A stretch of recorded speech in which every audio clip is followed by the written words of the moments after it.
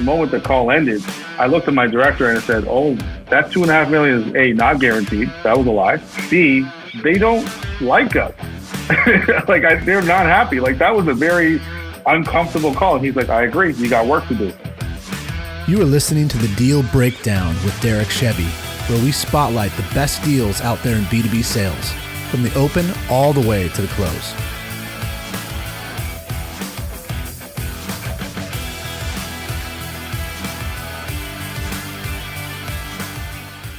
Welcome to the B2B Deal Breakdown podcast, where we give you the play-by-play on some of the best deals out there. I'm Derek Chevy, and I'm excited to be meeting with Aneesh Lal. He's a client partner in the advertising industry. Welcome, Aneesh. Hey, thanks for having me today. Appreciate it. Yeah, really excited to hear from you, Aneesh. Can you tell the listeners a little bit about your background? Yeah, so I've been in B2B sales for 10, 11 years now. I've worked at mostly in enterprise level roles. So I started off at Coca-Cola in field sales. That's where I got my foundation. Moved into Flip, which is like a digital shopping, digital advertising type of company. Pretty much all the retailers in North America are on this app. People go through there for the circulars, flyers, coupons, that sort of thing. And then I now work at the Weather Network here in Canada, which is kind of like the Weather Channel in the States. And I manage our food and beverage, grocery, and CPG verticals on the enterprise side for the Weather Network. So love the ad tech space, the marketing tech space. Very exciting place to be right now. So yeah, super pumped to be here and talk about that. Nice. So overall, how many years would you say you've been in B2B? B2B, it's been 11 years. I've been working on the B2B side for 11 years now. Nice. And the Weather Channel, I guess it's one of those companies that's unaffected by any of the pandemic either, huh? No, you know what? First couple months of like March, April, nobody cared about the weather. Nobody cared about anything. They're like, "Hey, what is going on? We need to survive." Like, that was the mindset for a lot of our users. But now we're seeing like all the traffic is back. Everything's back to normal in terms of our traffic side of things. People are still using the weather to plan what they want to do. So it's been good to see the uptake in traffic and business come back for sure. That's really positive. That's good. So you said you do advertising for the Weather Network. So how do you sell advertising for that sort of medium? Like, what targets are you trying to get on your show? Yeah. So for us, it's, we have broadcast, we have digital, we have social, and my deals are like, I'm selling to the same persona I did at Flip as well. It's all the directors of marketing, senior vice presidents of marketing, and CMOs. It varies, like both, like on Flip, I was on the retail side, and now I'm selling to a different function altogether, but same personas, all marketing folks. Nice. Okay, cool. So this particular deal you're going to share with us today, how did you choose it? So I actually want to share a deal from my time at Flip, because I'm a big believer in a transformative sale versus transactional sales, especially in enterprise. I'm a big believer in your reputation, your relationship. All those things play a huge role in, when you move from organization to organization in your career. If you're tagged as a shady rep at the start, game over, right? Like, you're not, the very difficult things to overcome later on.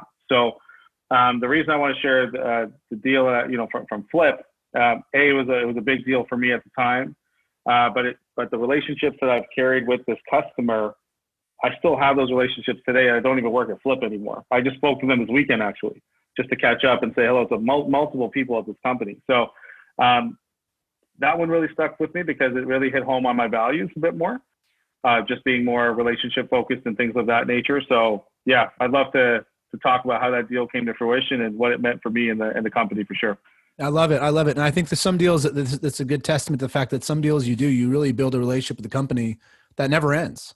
There's still companies that I talk to today that I met with, 15 years ago, plus years ago. And it's exactly. So this sounds like you must have done some pretty incredible things during this deal to earn this sort of foundation. So what size deal did this end up being that we want to talk about? Yeah. So at the time for Flip, we have like we just like everybody, we got monthly, quarterly, annual targets. So the customer I was working with it's a tier 1 multinational retailer. They have billions of dollars of sales every year. So the way they deal for bigger budgets is annual deals. So So for this category leader, they ended up going from, I think it was like $2.5 million the year before I showed up. So I showed up midway in that negotiation. They went from $2.5 million to $7 million in 1 year. And I was part of that deal that took it from 2.5 to 7. So that made up a significant portion of my quota. Like I'm talking like 80% of it. No one thought we were going to go from 2.5 to 7. Like it's more than double. So it was a good year. And that was just one of my customers at the time, but they did take up the bulk of my time, because to go from 2.5 to 7 was let's just say the VP was very happy. The boss was really happy with that one. So hey, anybody would be happy with one deal representing 80% of your budget. That's huge. Hey, I'll take it. Yeah, that's huge. It sounds this is great, and the fact that if they were doing a little bit with your company and you took it to something bigger, there's a lot of salespeople that have accounts that they might not even realize right now that are doing just a little bit of revenue with their companies that they're managing, and they think, oh, there's nothing here. Well, this is a small company, or they don't give us that much right now, so it's not worth my time. But you knew that these guys could be a huger opportunity, a much bigger opportunity for you, and so you spent the time with it. So let's talk about how you knew that. How did you first find this account, this deal?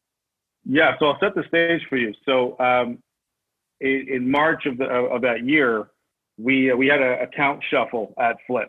It was a complete reorg, the way the teams were structured, but then also the accounts that we service. So for this specific retailer, it was one of those few that got shifted over to my director and my team at that point. So when we took over, we did that account transition thing. Hey, what's it like with this retailer? We were told everything's great. They've already signed up for the $2.5 million for this year. You're good to go. Just keep on executing, right? That there was no pitfalls or lookout, none of that. So we had our opening call with this customer, and it was my director, myself, and their entire marketing team, because we're a brand new team. We're just getting acquainted. We get into that call and we were blindsided. Like it was not a fun, productive conversation that we thought it was going to be. We came into this thing thinking that, hey, we've got a good deal size for this year, what our expectations were. Everything's supposed to be happy, healthy, great. They were not happy with service levels. They had no idea how to articulate the value that we brought to the company, to their company. They weren't able to do that. I couldn't even tell who our champion was. There was a lot of these red flags that just went off on this call, which was supposed to be like a meet and greet. But we got blindsided by, like, there's a lot of pain here. So the moment that the call ended, I looked at my director and I said, "Oh, that $2.5 million is A, not guaranteed. That was a lie. B, they don't like us. They're not happy. Like, that was a very uncomfortable call." And he's like, "I agree. You got work to do." So that's when I knew right away that there was a problem, that I needed to spend a lot more time just fixing the relationship, let alone the deal.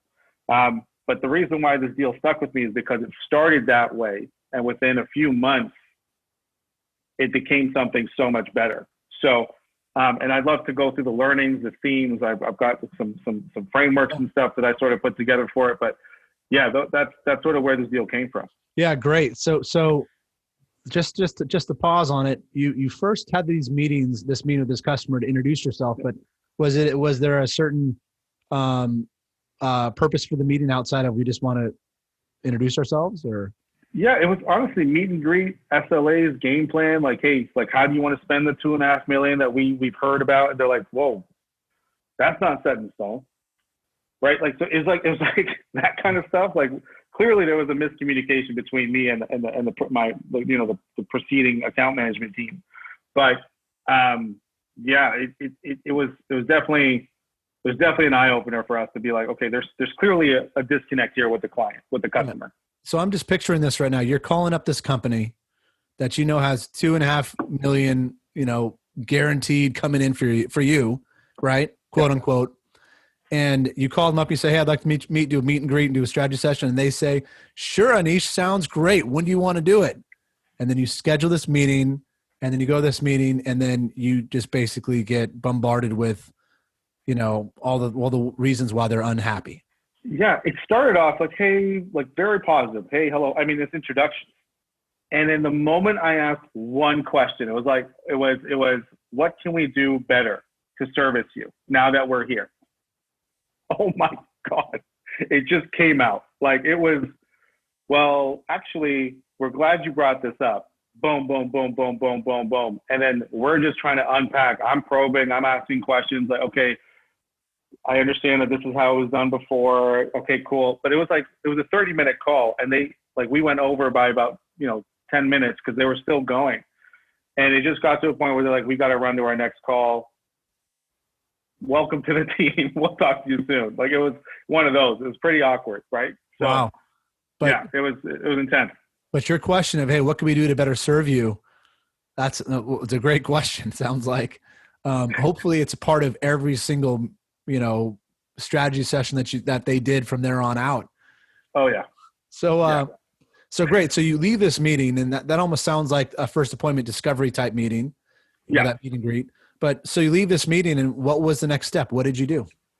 So I live by, especially in enterprise sales, it's so easy to get bogged down in the details where you're like, it's complex. You got multiple departments, multiple decision makers, all that fun stuff. I like to simplify it. I always constantly remind myself with this framework that we sort of had at Flip at the time. It's like the 3R framework. So it goes relationship, results, revenue. And every action that you take in an enterprise account, whether it's sending an email, putting a proposal together, whatever, it needs to fall into one of these buckets in a concrete way.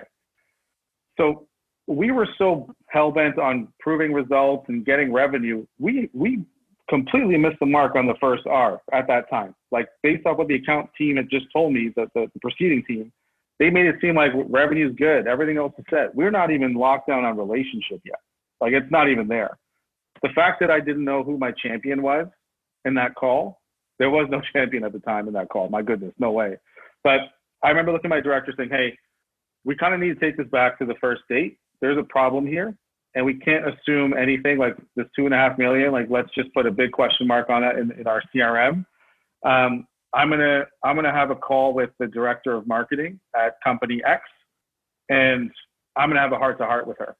So I legit sent her an email saying, hey, was hoping we could have a one-on-one conversation because it kind of felt like there were some things you didn't have time to say.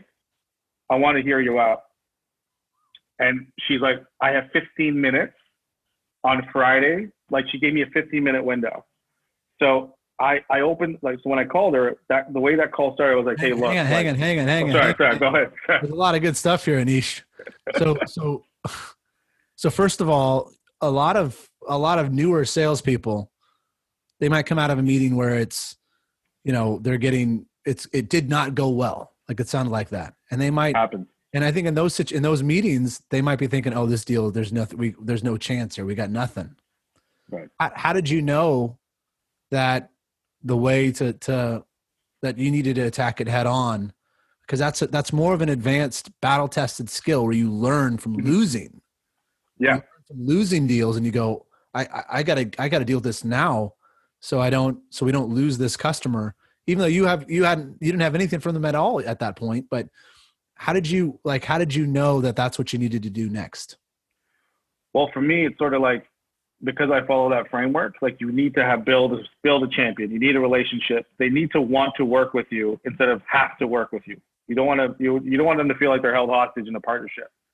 So for me, it's sort of like, they already don't like us right now. I have nothing to lose by having this call and them saying, like, it can't get any worse. Like I already know that this $2.5 million is at risk. It might be $1 million. It might be 800. It might be 400K. Maybe they just use us when they need us here and there throughout the year. It's already damaged. So I don't have anything left to lose besides, playing the new guy card and hearing them out and asking for a fair chance to fix this. And that's sort of the approach I took, because I was like, there's nothing left to lose. Yeah. The deal's already compromised. So then you decided to call the person, or you called her, or you called her up. Okay. Yeah. So after she gave me that 15 minutes through email. Yeah. Oh, so that was through email. So you just went let me went right after it. Said, hey, I want to email this person and say, let's dive into it more. I want to understand more. Yeah, I think that's a lesson that's a lesson in general. And if you want to call, if that was part of the framework of relationship or whatever, it's like if you're in a service industry whatsoever and you have clients and it's not just they buy a product and they're gone, which like doesn't exist. No. If you're in a service industry whatsoever, you need to make sure that if there's any problems that you're sniffing out, and obviously they're telling you, you've got to air it and you've got to deal with it. You got to handle it fast. And I think how quickly in regards to that, how quickly did you reach back out to the director of marketing to dive into this? What was the turnaround there? So I sent her that email within 24 hours of that first call. Great. Awesome. Right? Because it was urgent and top of mind. I wanted her to know that, hey, I'm thinking about this actively. It's great. And then she's like, that was a Tuesday. The call was on a Tuesday. I sent her the email Wednesday. And then she said, I got time Friday, 15 minutes. And that's when I called her on Friday. Great. So before this call on Friday, did you do any sort of preparation, like put together any sort of strategy, look up any numbers? Yep. How did you prepare for that call?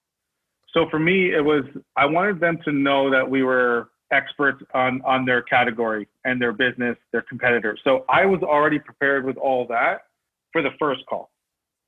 Because when someone new is coming in and they're relying on our expertise to grow their marketing, their store trips, their e-commerce, I can't just be like, well, what do you do? Right? Like it doesn't work that way. So luckily for me, the technical stuff, I was already equipped with that because I did that prep before for that first call. Now, strategically, nothing happened on that call that wasn't like, we didn't talk about strategy or their category. All we did was talk about the pain points. So I had written down some of those pain points from the discovery call, and I came prepared to speak to each one of those. I bucketed, like there was like 8 or 9 specific incidents they mentioned. I bucketed them into 3 different things. And then I also, I was prepared to speak to each one of those teams for that Friday call. Okay, good. Great. So then let's go to the Friday call now and tell me about how it went. So she picked up and it was cold. It was a cold start. She's like, hey, it was like one of those, right? She's like, I'm giving you time because you sent me this email and you're a new guy. So I think she was trying to be nice, but she's also like, you work here and I don't like that, right? It was one of those, like and this is all over the phone. It wasn't like a Zoom thing. So I couldn't read her body language, but it definitely felt that way over the call. So when I was talking to her, I was like, hey, person X, can I just be real with you? And that caught her off guard. When I just treated her like a human being versus the standard jargon, hello, hi, director of marketing. I was like, can I be real with you? I felt like that call did not go well on Tuesday. And she's like, I can understand that, right? She's still being all like very like buttoned up professional, using big words. But by the end of it, I was like, hey, you know what? Like, this is what I heard. I just want to make sure I got it right. And that's why I went to those 3 buckets, those themes. And I'm like, does this sound like what's hurting you right now in our relationship? And she's like, absolutely. And I was like, if I were to give you X, Y, and Z by Wednesday next week, I'll work on the weekend. I'll work on Monday. I'll get the inside team to pull whatever their requests were. I will get everything ready to go to speak to you and the team to respond to each one of these areas and our action plan on how we're going to fix it. Can you give me till Wednesday? And this is already like Friday, midway throughout the day, right? She's like, you know what, Aneesh? Okay. You came, like she was happy that I was able to address and articulate her pain points. And I gave her a high level game plan on what we want, but I needed to prove it to her now. I needed to demonstrate this was my only chance to salvage this relationship. So from that call to Wednesday, it was all execution on what I promised her. Great. So then what you promised her, was it not just, was that promise also like a proposal in some sense too? Like you were suggesting things that they could do more? Was it literally just solving the problem? And then when that's done, then you'd go forward from there. Yeah. So I can share what the buckets were, if that helps. Sure. The first bucket was like, we don't know about our performance. We don't know about trends with just using Flip right now. How many store trips do you drive? What do those trend analysis look like? We get the weekly report, we get a monthly report, but we don't know the so what. And we've been partnering with you for however long at the time. So there's like an active insights issue that they just can't speak to our performance, which is terrible. The second thing was, you are a marketplace of retailers. You have all these big retailer brands on your platform. We don't really see any thought leadership from you either.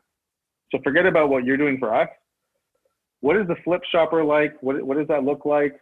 We don't really know about your ecosystem at all. So there's a one-to-one relationship issue, and then there's like a thought leadership, like what else you bring to the table issue. And the third piece has to do with like, how do we continue to prove results? How do we continue to communicate the value Flip brings internally to our stakeholders, our senior leadership, when our VP of Finance says, hey, why are we spending X amount of dollars with Flip? They don't have an answer. So she was telling me all this. It was gold. Like, she gave me a lot of great tidbits. Yeah. So what I told her was, okay, like, I'm going to get you the insights of who the Flip shopper is and why it's valuable to you. What other retail best practices we can start looking at from a strategy expansion standpoint. And most importantly, how do we continue to prove results on an ongoing basis so you can articulate in one sentence why we're valuable to you, right? Like, those are the three things. And she's like, if you can give me that on Wednesday, we're good. Nice. And that's what I did. Great. Well, it also sounds like it's something that should be given to every customer too, right? Like, yeah, this is how you sell Flip, or this is how you sell your service. And yeah, it's not unreasonable. If someone's paying for advertising in any mention of the word, it's like they want to know that. And I hopefully it became part of the best practice that was done proactively, because I imagine it shows that you can tweak the ROI. Hey, look, if we turn this up a little bit, you're going to get more out of that. And so that's why you should spend more with us, because then you can predict a better outcome. So this meeting happens on Wednesday. Tell us about that. So we went through it. We went through all the buckets. I had everything ready to go. And like, there were some reports we went through, which I shared with them. Some of them were more thought starter story discussion type of things. I wanted to create excitement around their category and our expertise in that category. That was my objective of that. It wasn't like, to your point, a lot of the stuff is table stakes, right? Like, who am I advertising to? It's a pretty fair question to ask in advertising. So we gave them the table stake stuff up front, and that's sort of like, okay, cool. Intuitively, we knew some of this already, but at least now we have numbers to back it up. That's great.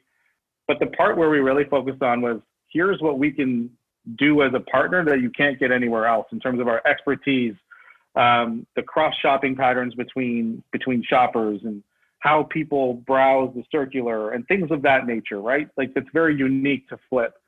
So we were just building curiosity. My objective in almost every single meeting that I run, period, whether it's enterprise, mid-market, whatever, can I build enough curiosity for them to want the next meeting, for them to want the next call, for them to want to call me when they need expertise in something. So if you build enough curiosity, you're creating gaps in their knowledge, and they're like, we need to fill this immediately. That's sort of the direction I was going with that. So that's sort of how the Wednesday call went. I gave them the goods, the tactical goods they needed, but then I also came in with, here's some things that you might want to consider for holiday, or they have their own promotional calendar. And I was like, for each one of these seasonal benchmarks or seasonal sales periods, here's things that you can consider. That's great. And they love that. That's great. So this meeting, again, I want to pause on this because there's so much that you're saying. And I think for the normal salesperson listening, going like, oh, Aneesh is just a natural. He comes in, it's just, he collected a bunch of information and he shared the information, and he sounded like an unbelievable salesperson on this meeting. But what sort of preparation did you do? Did you do any sort of role play beforehand? Anything like that? Yeah, no, great question. So we had a big thing at Flip for objection handling and role playing. It was a big part. So my director and I, when we did the deck prep, when I went through the deck with him, he I asked them like, okay, like start attacking this.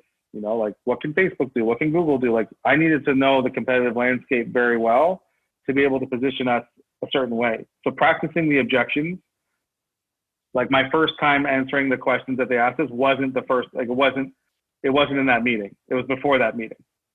So my most difficult meeting is in practice mode, because then the regular one is game day, you're good to go. So there was prep in the objection handling piece. And then I also took a look at like their top competitors. And I really did a deep dive. Like if I were to sell to their top competitors right now, like what value areas would I highlight?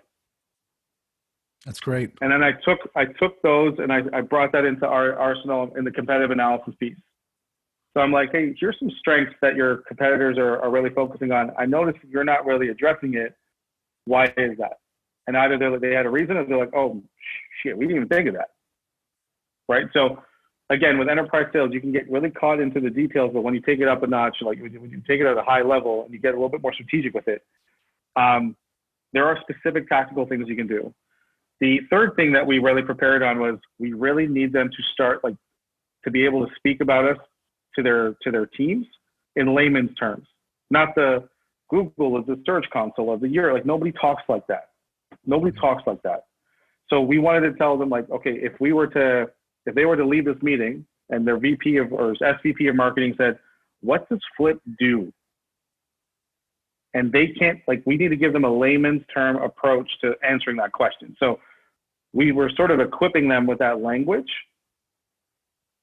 And that's sort of how we started rebuilding that relationship and that trust. So those are the three big areas that we really prepped on top of the technical stuff I had to give them. But that was like the secret sauce behind that. Great. Yeah, I think what people don't realize, and like you just said, like you, it's harder in the prep. It's harder in the role play. That's where you really win. You win in the role play. And we actually do it in front of them. It's not the first time. It's like the 10th time. And so that's great. So how did the meeting end up? So they were super pumped. So they loved what they were seeing. They loved some of their thought starter ideas. And we didn't come across saying, so that 2.5 million is back, right? Like we did not do that. We did not do that. Instead, we knew if you remember, one of their bucket questions was, how do we prove results in an ongoing way? So before the old account team had left, they had floated an idea of a regional market test, where if you turn Flip on in certain states and you hold a control group in a different area, we can see the impact of Flip overall. So they floated that idea at a high level. I brought that back and I said, look, if you want to continue proving results and sharing those results with your team internally to justify your budget, expenses, whatever, we can build a test with you, no problem.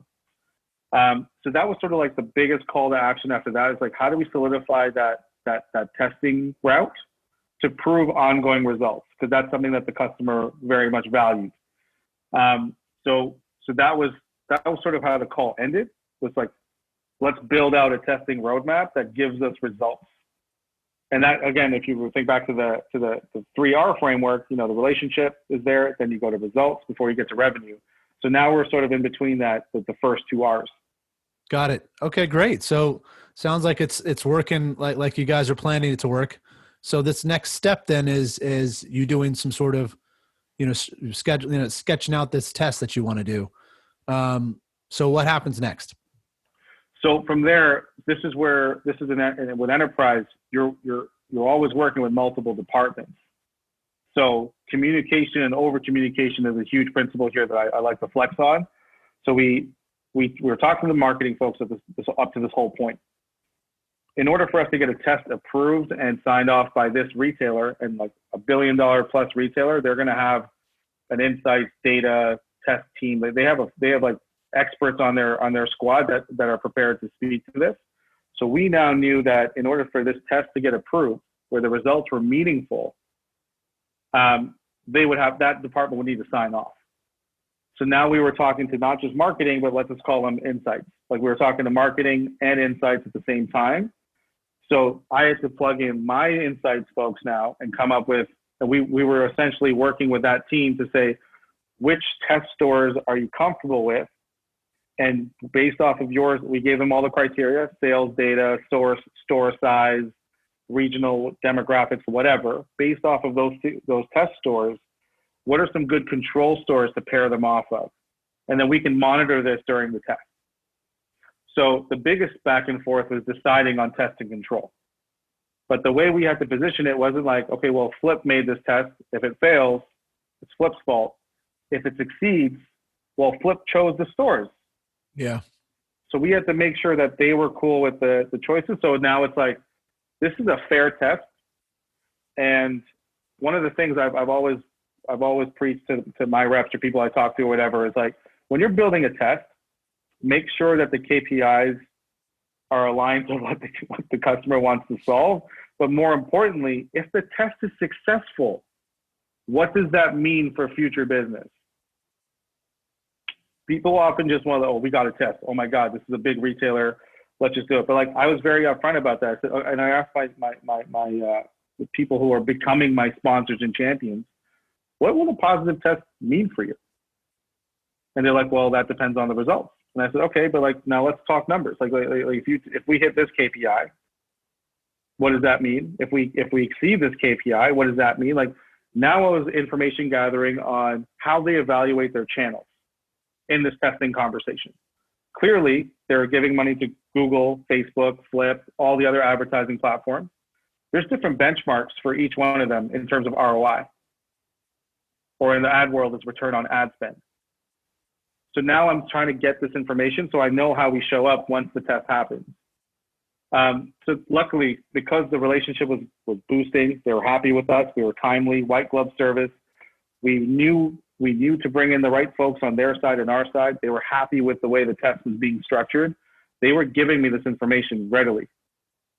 And at that point, all we had to do was make sure, hey, the test pieces that this customer we're ready to go with, that we're ready to execute that. So we picked timelines, we picked the stores, test control, and we knew our KPIs, big three, and we knew the so what if we won. Then the test ran. And that takes us to the next part of the deal. Yeah, well, before you go into that, I think the way that we generalize what you did, which is great, is a lot of time there's these demos that happen. Let's just say it's a demo for across the board, right? And in the demos, just like you're saying with the KPIs, there's certain outcomes that people are expecting. And those things would show that the demo's working. And if someone would only do the demo, someone would only do the test, whatever it might be, if they think that it would yield a certain outcome. And I think what you're saying, which sounds so normal to you, and I know you said you teach your salespeople about this too, which is, it's right. And we learn this, from making mistakes and not doing it.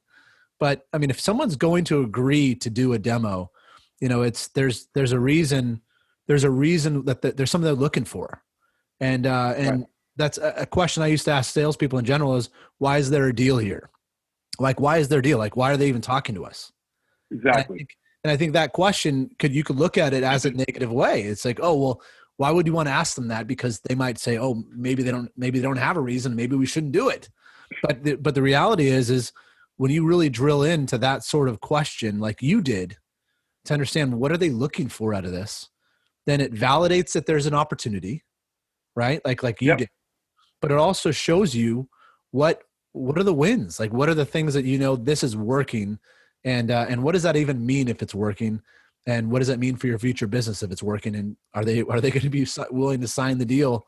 If that's the case. So you're saying like it's so natural, but I think it's just a reminder to everyone out there, don't just do a demo. You do a demo because the customer is looking for something, and you need to know what that is. And then you need to make sure when you're doing the demo, you are tailoring the demo to highlight those things they're looking for. And you're mentioning that in terms of their key performance indicators, the KPIs. So yeah, and there's two things there that really we just want to unpack real quick. Like I spoke about this in the beginning, like having a transformational mindset versus a transactional one. If you're going in and you're afraid to ask that question of like, why are we doing this? And you're afraid of a bad answer, your motivators are no longer customer first.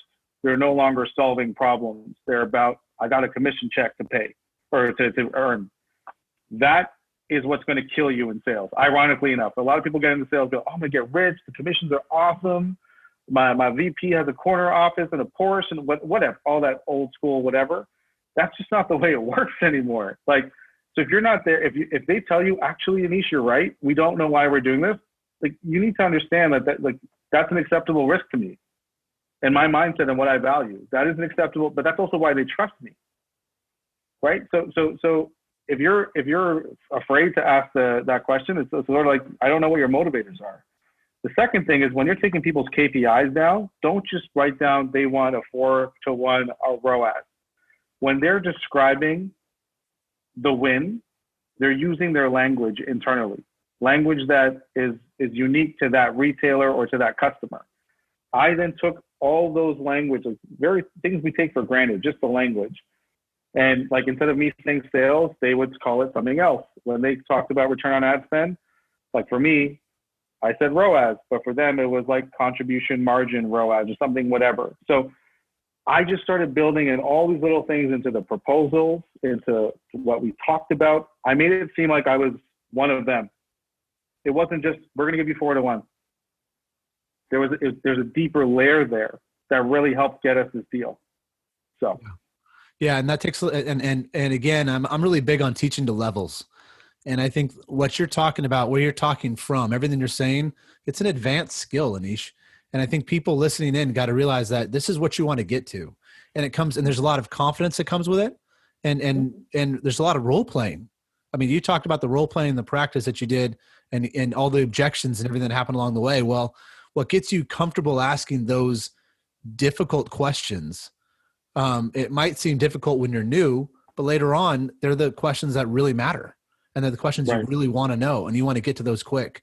And so don't be frustrated if not asking those yet, but just realize you got to practice. And that, I mean, you could go through deals in general and lose so many of them. And at the end of it, you go, why did I lose? And then you think, well, it's because how do we really know that we were solving what they wanted to solve? And so that's when you go, I want to know that up front, right? Because it's going to help you speed up the sales cycle and do better for the customer, and just have a better experience overall. So you do this test, and how did the test, I guess, the test end up? Well, the test went well, right? It's exactly what we promised them. In fact, we exceeded. So there was a couple KPIs that they were really looking at, stuff like store trips, frequency. We were able to track all this on Flip, and then they had a certain lift metric that they were looking at. Like, was it just one more store trip that you drove over control? We had a statistically significant gap that we had to close, and we blew that out of the water. Thank goodness. So now awesome. We're at a stage where the test results came back positive. The relationship is renewed and reinvigorated at this point. They're liking the thought starter ideas that we had for, let's say, holiday, Black Friday, and things like that. We were at a stage where they were just as hopeful for positive results as I was. And the moment those results came in, now we're able to talk about that long-term partnership. They're like, hey, the service levels are better. We can now prove results on an ongoing basis. We have these numbers that we can defend to procurement and finance and whatever. And we know more about thought leadership and what Flip can do for us. So I was satisfying all three of those pain points that we learned about at the start of the call. So that's essentially how the test went and what it unlocked for us afterwards. So then for your industry, does it happen where you present a proposal for the next phase, or like, hey, let's go here next? And so if that's what happens, then tell me about that next proposal conversation that you had. So at this point, this was the risky part. I didn't know if I should just go for the $2.5 million that we were promised, because in our business model at Flip at the time, we know the number of users engaging with that category. So we know what the total sell through or the total value of that business could be. Like if this retailer were to give us what we called an always on budget, it means that they're always promoted to our marketplace. We knew what that ceiling was, and we know what they'd committed to. So there was a gap there. That's where that $7 million came in. So long story short, I sort of decided, hey, your momentum's on our side. I'm going to tell them what they get for the $2.5 million that they'd already budgeted for. I'm going to tell them what they're missing out on for the balance 4.5. And what that means to share of voice and all the other retailer specifics, like they all talk about share of voice and they all want to beat their competition, whatever. I'm like, here's what you stand to lose. But here's what you get at 2.5. Here's what you stand to. Here's the opportunity. We have the results to show you that this is the lift you can expect for this gap. Let me know if you want to talk about the upscale and what we can do for you and all that fun stuff. They were more than happy to have the part B conversation. The $2.5 million, they said, Aneesh, that's there. We already budgeted for it. You've rest assured that that's fine. I was like, okay, good. We have the 2.5. But they're like, there's an opportunity here. You're right. And the results show, and your service levels show, and this, all these things show, maybe there is more we can do with you. So they started pulling budgets from other channels, and they slowly scaled it. So it wasn't 7 million overnight. It went from 2.5 to 4.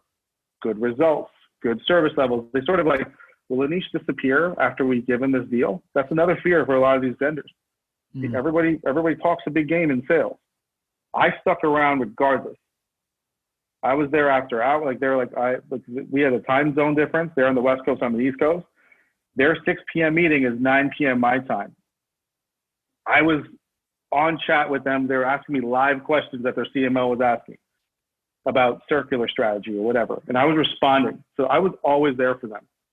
So they loved that. And then they kept, okay, 4 million turned to 6, turned into 7. And then by December 31st, holidays, everything's done. They're like, we looked at the numbers, like, yep, they spent $7 million with us. Wow. It's incredible. So what an amazing win, Aneesh. Now a question for you along the way. Did you ever find out that you were secretly up against competition? Like they were like thinking about just taking the money they're spending with you and put it with somebody else. Did you ever find anything out like that? So Google and Facebook are the number one advertising platforms at the time. This is before Amazon came up with their own advertising ecosystem. So we're always up against Google and Facebook, period. They have the scale, they have the audiences, they've got all of it. So we always knew, the way I treated it with the teams I worked on all my retail accounts, don't assume we have this. Yeah, we're always up against Google, Facebook. Nice. Well, what a great deal. Looking back though, because there's been so much that you did and so many advanced skills too. So looking back, what do you think were 3 things that won the deal for you? Yeah. So for the first one, it was identifying we needed a champion. Like there needs to be someone there who's going to advocate for you. So that was step number 1. Step number 2 was identifying the politics, optics, and how do we equip our champions with the means to defend their decisions? That's step number 2. You want to make your director a VP at some point. You want to make your VP the CMO. Like they get wins, they get promoted. So there is an optics piece here that you're flexing for them all the time. So, and the third thing was, this is cliche, but like, do what you say, execute, right? Like I can easily talk the world and all this stuff, but if I don't deliver, none of this happens, right? So those are the big 3 things that I think really I picked out from this deal that I was like, okay, like we found some gaps, we closed them, we executed, and we were a credible partner for them at that point. Yeah. This really is a fantastic deal and what you did to coming into a horrible situation, but how you turned that around and did something great with it. So what about 3 things that you do differently next time? Ooh, that's a good question. 3 things I do differently next time. It's more on the technical side. Like there was some back and forth that we saw. Like I wouldn't say it's anything too major because we did get we got what we wanted. So I wouldn't change too much. I feel like I could have put more thought into like maybe the testing roadmap piece and maybe being some more proactive on some of the very technical pieces. The lesson I learned about the one line that, is there a way for our champions to articulate what we do in layman's terms? That sort of came later on. I wish I thought of that more upfront. My director had to really bring that out for me. Like, I wish I knew that. That seems like a pretty intuitive, logical thing, but this is how you learn, right? You go through these things. And then the third one I'd say is understanding, like we had a big win for $7 million or whatever, but like what that meant for like a 3-year deal, a 5-year deal, and thinking even more long term. The part where I was more reactive than proactive, I celebrated that 7 million like, great, this is it.